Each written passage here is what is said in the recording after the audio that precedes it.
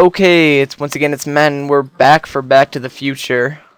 Episode 1 is about time. That's a really long title. They should definitely shorten that. In the last episode, we talked to younger Doc, who was like, blah, and now we're talking to old... That was the... Now we're going to talk to older Doc. Marty, have you found my younger self yet? Yeah, we did. Well, I met your younger self. Well, I met your younger self, Great. and I gotta say, you're kind of uptight. What? You won't even talk to me. I find that hard to believe. Tell me what happened.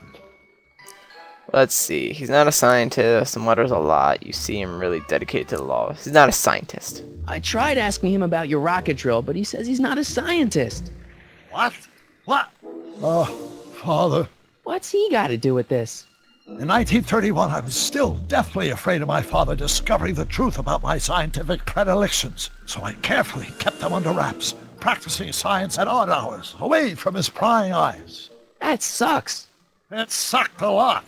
Fortunately, I eventually stood up to him, but right now, my younger self probably thinks you've been sent by my father to check up on me.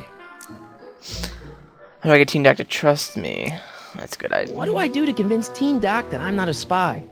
I'm not sure. Punch him in the face now. Your younger self mutters a lot. Why does your younger self mutter all the time? Muttering? Why would I be muttering? I never mutter unless... The Hill Valley Expo! The Expo? Yes, the Expo! How could I have forgotten? In a few months, the younger me will put on a demonstration at the Hill Valley Exposition, my first public foray into the world of science. Everyone in town will be there, including a number of noted inventors who shaped my career. So, it was a big success? No, it was a miserable failure, but it was a spectacularly miserable failure. All right. Which marked my transition from an amateur garage scientist into a professional seeker of truth. Alright, I guess that's all we're good for now. Let's try talking back to younger Let's talk Doc. about your younger self's problems later. Okay, but don't forget, we're on a bit of a deadline here. Well, you know, deadline, get it? That's a horrible pun. Horrible pun. Let's go back and talk to... Well, alright, let's see. What did... He said he was at the Hill Valley Expo, so he was... Alright, so, let's go back over here. Let's wait for him to get out of this law office. I think I know what I have to do. I think. I have this tape recorder, so I think if I record whatever he's talking about, I might... Let's click that. Click it. Go. There we go. Oh, think, Emmett, think. H to the A multiplied by the inverse of A. H to the A multiplied by the inverse of A. She's like, what are you doing? What's up? My monkey equals to A's expectation value. Alright, so... Alright, now that I have his muttering recorded, I'll show it to Doc, I guess, and then, maybe he'll have something to say about it, I guess. Alright, seriously, Marty, what are you doing? Alright, thank you. Yeah, the controls are slightly iffy. I mean, I don't know how to explain it, really, but... Doc! They Marty, work. how goes the escape plan? I recorded your muttering. So, Doc, does this ring a bell? Oh, think, Emmett, think. H to the A multiplied by the inverse of A. H to the A multiplied by the inverse of A. Good grief! Is that me? Yes. I sound so... Young?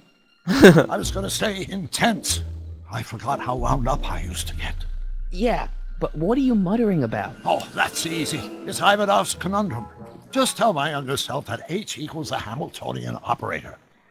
Won't giving him the answer mess equals up the time Hamiltonian stream? operator. Only if it turns out that reality is actually nothing more than a holographic illusion created by the interplay of subatomic particles on a vast two-dimensional membrane. What? So, It'll be fine. What? Alright, should I say I saw... let's see what else we have. About Kid Tan and about Edna Should I find your notebook? Yeah, that's all for later, so let's go back to... Hang in there, Doc. What's his face? Not the Young best Doc. choice of words, Marty. Let's go back to younger Doc now. I think I just saw him in the background of that up before going to the law place again. There he is. Or do we take H to stand for the Hermitian line operator? Alright, talk will to you him. just give me a chance? Harassment's of... Oh crap! What just happened? Federal crime, Mr. All right, Callahan. there we go. H equals the Hamiltonian operator. Maybe H equals the Hamiltonian operator. What did you just say? I said maybe H equals the... Hamiltonian operator. Yeah. Great Scott! If H is a Hamiltonian, then H to the A multiplied by the inverse of H can only be the same as the expectation value for A. I have no idea what that means. That's the solution to Ivanov's conundrum, the problem I've been wrestling with in my head all week. I'm sure you would have figured it out by yourself in a day or two. The way you figured out how to build that rocket-powered drill. Oh. Where did you learn so much about science? I'm from the planet Vulcan. I'm from the future. I read a lot of Jules Verne. I want to say I'm from the planet Vulcan, but I'm from the future. I don't think I can tell I'm from the future. I read a lot of Jules Verne. Let's just Well, do that. It's like this. You know about my rocket okay, so it wouldn't even matter There anyways. can only be one explanation. What? You're from the patent office. I confess I didn't quite know what to expect when I sent the paperwork, but I never expected this. Welcome! I'm at your service. What can I do for you? I need your rocket-powered drill. I really need your rocket-powered drill. I really, really need your rocket-powered drill. I need your rocket-powered Can drill. I see your rocket-powered drill? Of course, of course. Naturally, it's just a scale model, but it's nearly operational. I can show it to you, say, first thing in the morning. Scale model. I need a fully operational model. I need a full-size model. I need it tonight. I need a fully operational model. Nah, that's no good. I need to see a full-size model. That's fully operational. Gasp! Tonight. Gasp! Otherwise, we'll have to award the patent to a competing inventor, Dr. McCoy. Dr. Can't McCoy. be done. From Star It must Trek. be possible to construct a full-size working model in that time frame, but I haven't got the main ingredient for the fuel.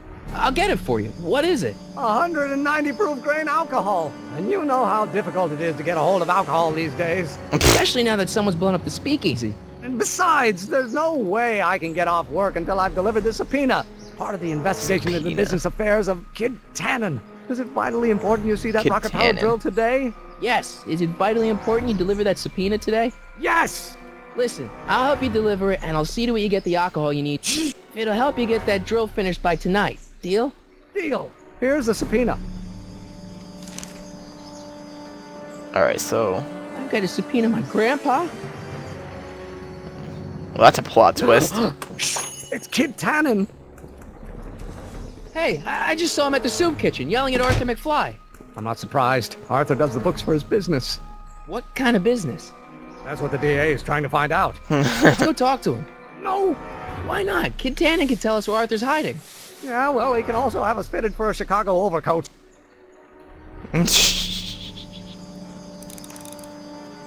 Alright, so... Let's see, I have the subpoena for... What's it? Hey, look, that's Edna, whatever. Let's, talk to Kid Tannen, actually. I think that might actually work the best. Let's run over there. Do. Not hiring. What the hell, Matches? You got kiwi all over my socks! Kiwi. Get out of here! How about you? Huh? I'm sitting at a shoe shine booth. You walk up. Either you're here to shine my shoes, or you got a death wish. Which is it? Well, I guess I'm here to shine your shoes.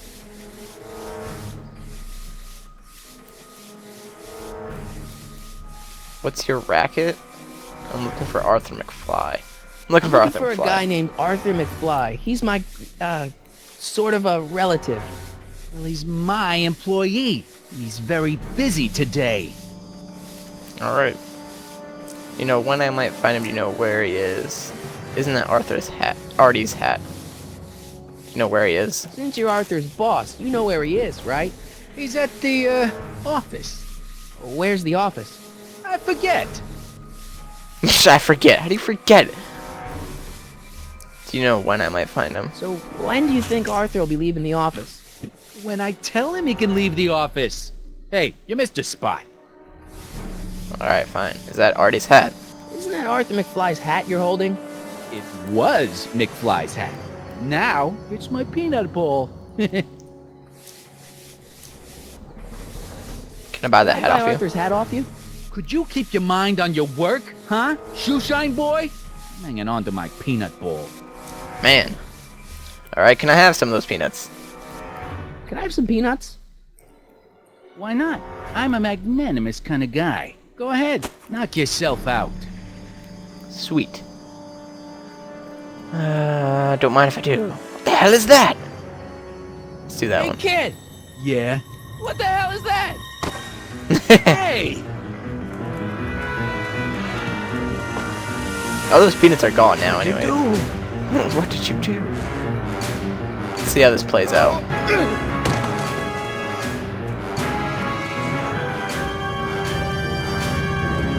Give me that hat, you lousy crook! Emmett!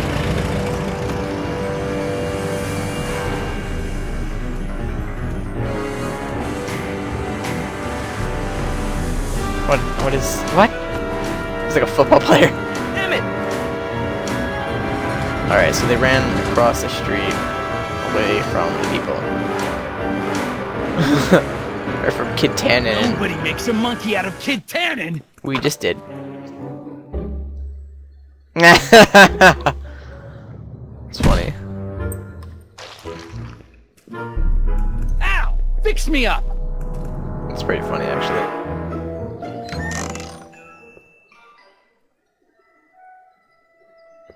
Where'd you learn how to move like that?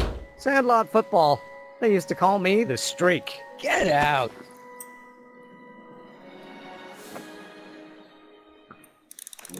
Alright, well, let's talk to Doc Brown, I guess. Get some information off of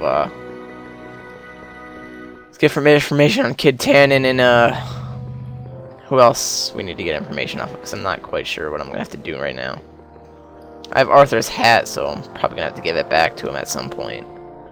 But again, 10 or 12 minutes, so I'm going to cut it here, and in the next episode we'll get some information.